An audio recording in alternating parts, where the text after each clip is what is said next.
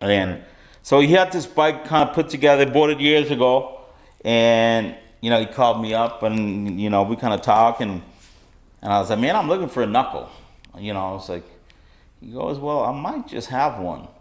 So I'm thinking it's one of the originals. So I was like, man, I can't afford that. That's $100,000 bike because it's all original. He's like, no, I got another one. It's all kind of put together. I was like, okay, send me some pics. Well, okay. Hey, Scotty, I'll be there tomorrow. I jumped in the truck and I drove out there. Not a word of a lie.